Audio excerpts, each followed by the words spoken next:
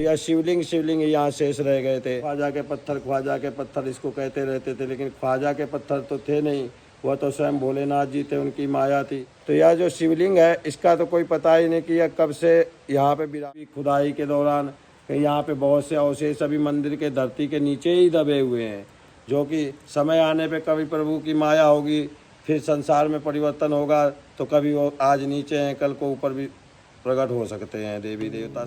जय भोलेनाथ, हर हर महादेव। देवभूमि के चैनल में आप सभी का स्वागत है। मैं हूं आपका अपना होस्ट दीपक। आज महाशिवरात्रि के इस पावन अवसर पर हम पहुंच चुके हैं हिमाचल प्रदेश के सिरमौर जिले में नाहन से लगभग 5 किलोमीटर दूर देहरादून चंडीगढ़ मार्ग पर स्थित एक दिव्य चमत्कारी स्थल स्वयंभू नीलकंठ महादेव मंदिर। ओम नमः शिवाय। और हम पहुंच चुके हैं यहाँ शिवरात्रि के इस पावन अवसर पर अपने मंदिर में, स्वयंभू नीलकंठ महादेव मंदिर। और चैनल को सब्सक्राइब करना, लाइक करना और शेयर करना तो बिल्कुल भी मत भूलना रे बाबा। तो ध्यान रखें, अगर चैनल पे नए हैं, आपको ब्लॉग पसंद आता है तो सबके सब सब्सक्राइब जरूर कीजिए। अपना प्यार कमेंट में ज़रूर दीजिए और किस प्रकार का आपको लगा ज़रूर बताइएगा मेरे को। और अभी मैं सबसे पहले आपको यहाँ पर भगवान भोलेनाथ के दर्शन कराता हूँ और उसके बाद किस प्रकार उनका श्रृंगार हो रखा है सभी चाहिए। बिल्कुल पीछे आप देख सकते हैं कि भगवान शिव का मंदिर है और किस तरह से उनका श्रृंगार हो रखा है, किस तरह से उनकी ज्योत जलती है। और ये पूरा प्रांगण आप देख सकते हैं। परमेश्वर के दर्शन करके चलते हैं भगवान शिव की। इस मंदिर की सबसे बड़ी विशेषता यहाँ स्थापित स्वयंभू शिवलिंग। कहा जाता है कि यह शिवलिंग धरती से स्वयं प्रकट हुआ था, किसी मानव द्वारा स्थापित नहीं किया गया था। स्थानीय मान्यताओं के अनुसार द्वापर युग में जब पांडव स्वर्गारोहण के लिए यहाँ से निकले थे, तो तब उन्होंने यहाँ बावड़ी से जाकर हमारे भोले बाबा जल चढ़ाया था। तो आइए देखते हैं, हमारे भोले बाबा के दर्शन कर लेते हैं। और ये मंदिर किस प्रकार से बना हुआ है। हमारे भोले बाबा का तकरीबन यहाँ पे 3 से 3.5 फीट ऊंचा शिवलिंग है, 3 से 3.5 फीट। तो ये भोले बाबा की ज्योत चल रही है और हमारे भोले बाबा के आप दर्शन कर सकते हैं। हर हर महादेव। इस प्रकार से भोले बाबा का आज श्रृंगार हो रखा है महाशिवरात्रि के पावन अवसर पर। और यहाँ पर चूल्हे में भंडारा पकता हुआ, चूल्हे में यहाँ पे भंडारा पकता है। बड़े बड़े पतीलों में, बड़े बड़े बर्तनों में यहाँ पे भंडारा बनता है।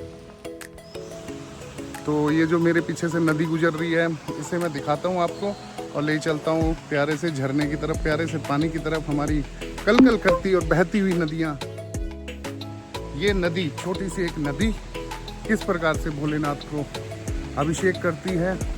और वहाँ पर मैं एक आपको वरुण देव का भी स्थान दिखाऊंगा, जहाँ पर पांडवों ने द्वापर युग में जब पांडव यहाँ पर आए थे, तो पांडवों ने यहीं से जल लेके और हमारे भोले बाबा के शिवलिंग पे चढ़ाया था।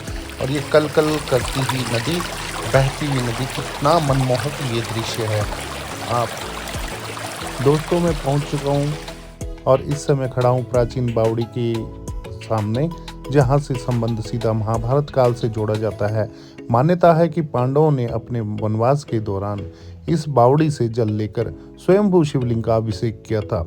सोचिए, जिस स्थान पर धर्मराज युधिष्ठिर, भीम, अर्जुन, नकुल और सहदेव ने यहाँ से जल भरा होगा, आज के समय में इस पवित्र जल के दर्शन कर रहे हैं हम लोग। यह केवल जल नहीं है, बल्कि आस्था, इतिहास और श्रद्धा का संगम है। तो मैंने आपको दर्शन करा दिए हैं और स्थानीय संत महाराज जी ने भी यही बताया कि इस बावड़ी का जल जो है वो कभी सूखता नहीं है, चाहे सर्दी हो, चाहे भीषण गर्मी ही क्यों ना हो। यहाँ जलधारा हमेशा बनी रहती है। भक्ति और भक्त इसे भगवान भोलेनाथ की कृपा मानते हैं। कई श्रद्धालु इसे जल का प्रसाद स्वरूप घर पर लेके जाते हैं और पवित्र जल मानकर इसकी पूजा में उपयोग लाया जाता है। हर हर महादेव। और आप बने रहें और चलते हैं अब आगे की तरफ। आप इस बावड़ी के समीप खड़े होते हैं तो एक अद्भुत सी शांति का अनुभव करते हैं। कल कल करती हुई ये नदी, और ऐसा लगता है कि मानो समय ठहर सा गया हो। हवा में तपस्या, ऊर्जा और भक्ति की भावना आज भी यहाँ पर जीवित है। यह वही स्थान है जहाँ ऋषि मुनियों ने ध्यान किया था। 64 योगिनियों का यहाँ पर वास हुआ था और जहाँ से निकला था यह जल भगवान शिव के चरणों में अर्पित हुआ था। मैं सभी भक्तजनों से निवेदन करूंगा, जब भी यहाँ पर आते हैं तो इस जल के भी दर्शन करने जरूर आइए और बावड़ी की पवित्रता बनाए रखें। केवल यह एक इतिहास नहीं, यह एक स्थल है, बल्कि हमारा आस्था और संस्कृति की धरोहर है। आइए हम सब मिलकर इसे स्वच्छ रखें और अपने आध्यात्मिक महत्व को आने वाली पीढ़ी तक पहुंचाएं। यही हमारा लक्ष्य है। तो आइए अब हम यहाँ के जो महंत है ऊपर चलकर उनसे बात करते हैं।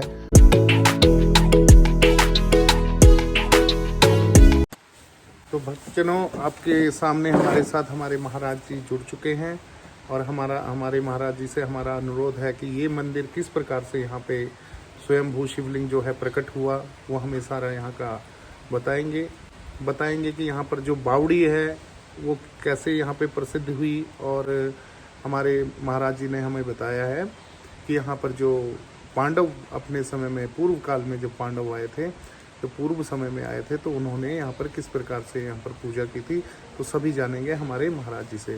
तो हम महाराज जी आपका बहुत बहुत अभिनंदन करते हैं। सभी शिव भक्तों को हर हर महादेव।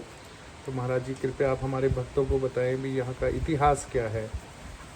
वैसे वेद शास्त्रों में तो शिव जी की महिमा का क्या इतिहास बता सकते हैं। शिव जी की माया तो बेअंत है जी।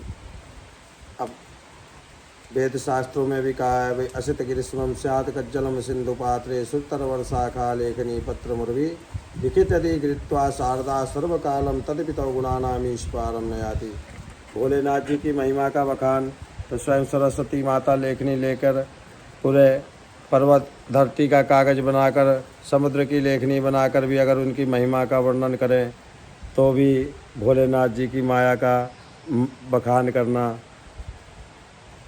बहुत ही कठिन कार्य है कि भोलेनाथ की माया से, भोलेनाथ की कृपा अगर प्राप्त हो जाए तो कोई भी कार्य असंभव नहीं होता। इसलिए हमारे सनातन धर्म में भोलेनाथ जी के शिव भक्त जो है हर हर महादेव का, महादेव शंभो का जयकारा लगाते हैं।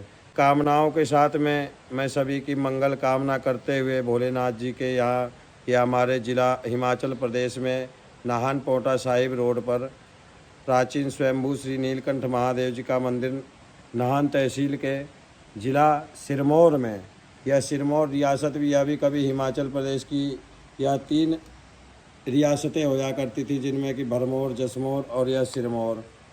तो सिरमौर वैसे बोलते हैं, सिरमौर क्या होता है? सिरमौर होता है ताज, जिसको ताज बोलते हैं सिरमौर।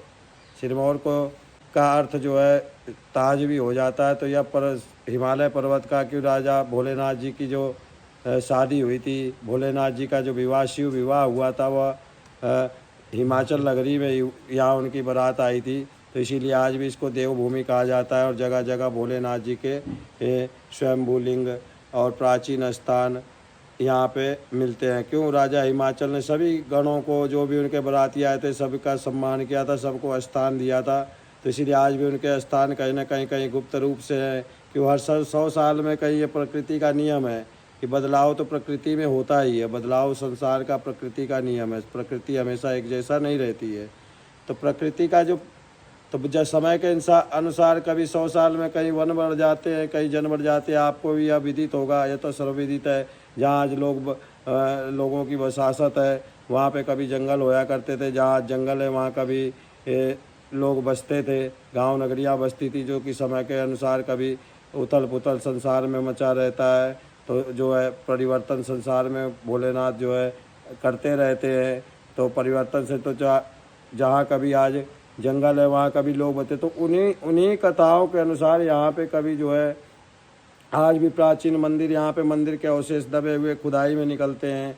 तो खुदाई में कई संतों की प्राचीन समाधियाँ निकली। इस जगह का भी नाम जो है नाहन तहसील के अंतर्गत या वार्ड नंबर 12 में, शहर का ही आखिरी छोर पड़ता है। तो वार्ड नंबर 12 में जोगनवाली नामक यह स्थान, जहाँ की स्वयंभू प्राचीन श्री नीलकंठ महादेव जी का स्थान वे विराजमान है। नीलकंठ महादेव जी स्वयं विराजमान है। तो इसी श्रृंखला में हम आगे बात करते हुए इस स्थान की महत्वता के बारे में बताते हैं कि यह इस स्थान पर यह जो स्वयंभू जो शिवलिंग है, जिसके अभी आपको भक्तराज ने दर्शन कराए हैं, तो यह जो शिवलिंग है इसका तो कोई पता ही नहीं कि यह कब से यहाँ पे विराजमान है। जब ये ज़िला सिरमौर जो है, सिरमौर रियासत जो थी या नटनी के श्राप से ये जो है यहाँ पे उथल पुथल हुई थी जब जो है, तो उस समय का यह स्थान जो है संसार के किसी प्राकृतिक आपदा के चपेट में आकर यह स्थान जो है नीचे दब गया था।